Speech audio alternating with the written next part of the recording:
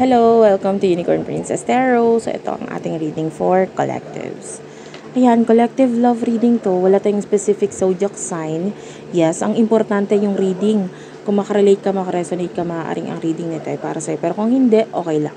Okay lang. May mga next readings pa. Mag-comment ka lang dyan ha, sa baba. Kahit po heart-heart lang. Malaking bagay na yun sa akin. At saka, isa pa, no? Itong aking friend na si Jing Tarot Trader. Magaling na reader din yon. Ano siya? Magbibigay siya ng personal reading na free ngayong October. Mamimili siya ng 10 mula dito sa ating channel at 10 mula sa kanyang page at sa kanyang group sa Facebook. Ayan. Mag-join ka na lang doon sa group niya or i-add friend mo siya. And by the way, take note lang, kung mag-join ka ng group niya or i-add mo siya, medyo allergy siya sa mga iba yung pangalan. Like may inchik-inchik or something na hindi maintindihan. Medyo allergy siya dyan. Kasi minsan na nahack yung kanyang account. Tapos, ang last daw niya na ginawa is nag-add ng mga or nag-accept ng mga inchik-inchik, something ganon. Anyway, let's start your reading, collectives. This is love reading for you. High Priest. Ano ka yung energy mo, you are a very spiritual person with the High Priest. To tell you what,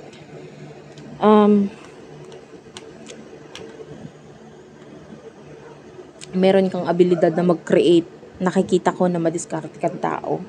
With the Knight, you are a risk taker. You are honest. At saka at the same time, hindi ka natatakot. Kahit kanino, sa mga challenges sa buhay. Lumaki ka ng ganyan, alam mo na kailangan mo lang mag-take ng risk. Dahil kung hindi ka mag-take ng risk, anong mangyayari? Maybe in the future, questionin mo ang sarili mo na bakit hindi ko to ginawa? Nung may time pa ako, nung may chance pa ako. 'Di ba? As much as possible, kung kaya mo lang rin naman, sige, mag-take ka ng risk. And that's your energy. You do have the energy of the Mother Earth also. Ayan, yung mga tao sa paligid mo na minamahal ka, nararamdaman mo yung pagmamahal nila at ang importansya na binibigay nila sa'yo. You are feeling this love. You are feeling comforted. So, komportable ka sa kung ano yung meron sa'yo ngayon. Love, family, friends. Yan, napakaganda ng energy mo ha. Kasi komportable ka sa mga taong nagpapahalaga at nagmamahal sa'yo. Okay? We're in yeah, I don't know. Kasi spiritual ka ng tao maybe ramdam mo sa tao pag hindi kita dapat pagkatiwalaan na. Ayaw kitang maging kaibigan. May ganun kang feeling. So, maybe hindi naman ganun kalaki yung circle of friends mo. Hindi rin ganun kalaki yung connection mo with your family. Kumbaga, meron man, pero mga ano lang talaga. Yung mga malalapit lang talaga sa iyong pamilya. Hindi lahat ng pamilya mo kinakaibigan mo or kinakausap mo or what. And maybe because of that, yung mga totoong tao nagmamahal, nagbibigay ng importansya sa'yo, yun yung mga nasa paligid mo ngayon. And yeah, I like your energy. Now, punta tayo sa person na kakonect mo. I feel like, wala pa akong nakukuha energy, pero ikaw itong nakukuhaan ko ng energy na parang, ikaw yung tipo ng tao na willing kang tulungan, na ayusin ng person na ito, yung sarili niya. I will not take this, masyadong marami. Pero kukunin ko yung isang nauna. Ito yung mga sumunod. It's just too many messages and I will not take it. Magic Guardian is here. Unlock the magic within. This is your person. And, what else? Kuha pa ako ng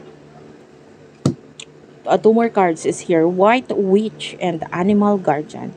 Trust your instinct, be the light. Okay, that's your person. At the bottom of the deck, we do have here Direction Guardian. Okay, yung energy is bakit lagi nagkakaroon ng pagbabalik-balik dito sa taon to? It's like pwedeng minsan na siya nawala sa buhay mo, minsan na siyang umalis sa buhay mo, or minsan na siyang yung parang umis ka po or umalis sa buhay mo. And then bakit bumabalik at bumabalik? And it is because with the White Witch, itong person na ito,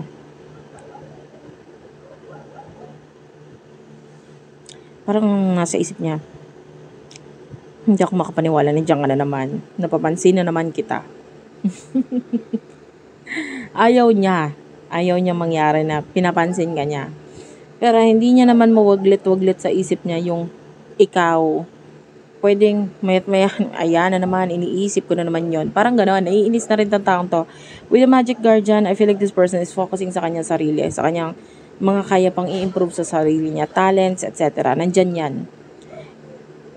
Feeling niya hindi kanya kailangan. Pero yun nga lang, mayat-maya ka iniisip. So, bakit gano'n? Diba? Gustuhin man niyang mawala ka sa buhay niya. Na, you know, for good. Kaya lang with the animal guardian, lagi siyang binabalik at binabalik sa'yo. You could be dealing with your soulmate. This is a soulmate energy. Ito yung soulmate energy na natatawa ako kasi parang yung person mo, todo tulak, todo pagkokontrol. Tapos ikaw naman, tutulungan kita. Parang gano'n yung energy mo. Ano ba kasing kailangan mo? Parang gano'n. Yung parang gusto mo, alam mong siya yung may kailangan sa'yo, pero gusto mo naman, magsalta siya. Magsabi naman siya kung anong kailangan niya, gano'n. And, because, sa ngayon, ikaw yung mas nakikita kong brave sa connection na ito eh. Parang ikaw yung, sige na, ako na mag-i-effort. Parang gano'n. So, ikaw, may mga efforts ka talagang ginagawa to help this person. May person mo parang nagmamatigas talaga siya eh. Nagmamatigas talaga siya. So anyway, ano ba nasa isip ninyong dalawa na person ito? Sa connection or sa inyong dalawa. Anong mga nasa isipan ninyo? Alamin natin yan. Galugarin natin yan. The Ace of Swords is here. Gemini, Libra, Aquarius. Tell me more. Ace of Pentacles. Ayan, for your person, ayan, naglalabasan. We do have here the Justice card, Libra energy, the Hanged Man, and the Two of Swords. Ano ba tong person mo? Wait lang guys. Aking ilaw nalalaglag eh. Anyway, at the bottom of the deck, you do have here the Knight of Cups, Cancer, Scorpio, Pisces. Okay, for your thoughts, dito muna tayo sa iyo ha. Nag-focus ka sa new beginnings. Maybe may mga nasa isip ka ngayon regarding pera, nasisimulan, etc. etc. Matalino kang tao, magaling kapag dating sa pera, madiskarte ka. I can see na pwedeng yan yung magbigay ng yaman sa'yo. The pera, the thinking. Ganito ha. Maybe, matalino ka, pero hindi ka masyadong magaling. Paano yon? Paano matalino hindi masyadong magaling? Alam mo yung mautak, wais, ganon. Parang unggoy. Diba?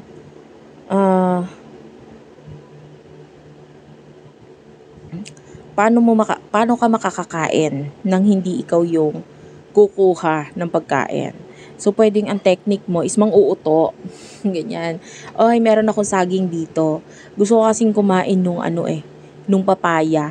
O, trade tayo. O, gano'n. Alam mo yon, mautak ka. And then, ang tendency, syempre, yung kausap mo, sige, bibigyan kita ng papaya. Akin na yung saging. Eh, dahil sawa ka naman sa saging, naibigay mo si saging, ang tendency, mas malaki pa yung nasa iyo, papaya. Kasi yung saging maliit lang, yung papaya malaki. And then, nagigets mo yung point. I'm just giving example. Ayun, I'm just giving example regarding doon sa, kung gaano kakawais dito. But your person, ang nasa, hindi mo siya iniisip, okay? Kung ang iniisip mo, ang nasa question natin is kung ano iniisip mo patungkol sa person mo, hindi mo siya iniisip. Nasa isip mo, new beginnings. Yung person mo, nasa isip niya, ano ba to? Naghihintay tong taong to. With the Two of Swords, hindi siya makapaggawa ng desisyon. Naghihintay siya, pero maybe hindi, gusto niya sabihin sa'yo yung totoo. Ganon. Naghihintay siya ng time kung kailan pwedeng sabihin niya sa'yo yung totoo. Gusto kanya makita. That's the energy. And what is your emotions towards your person? O wala, naka-move on ka na kasi. The Six of Swords is here. Naka-move on ka na, the Queen of Pentacles, and then you're focusing on your money. Wala talaga eh. Wala akong makuha. You're dealing with your soulmate, pero hindi naman sa lahat ng pagkakataon mahal mo si soulmate na to. Pwedeng mahal mo pa rin, pero pwedeng okay ka na. Alam mo yan, naka-move on ka na, and hindi mo na masyadong iniisip. And then your person, how about your person? Emotions niya towards you, the Two of Cups. This person loves you. Mahal ka na talaga na itong person. This person wants relationship. Kaya lang with the Eight of Swords, nagpipigil regarding relation. I don't know kung may family na involved. The Ten of Cups. So, I don't know kung may family na involved. Pwedeng may mga tutol or hindi pwede. Parang ganon. With the Ten of Cups, maybe may kinalaman sa pamilya, relihiyon, tradisyon. Ayan, pwedeng ganon.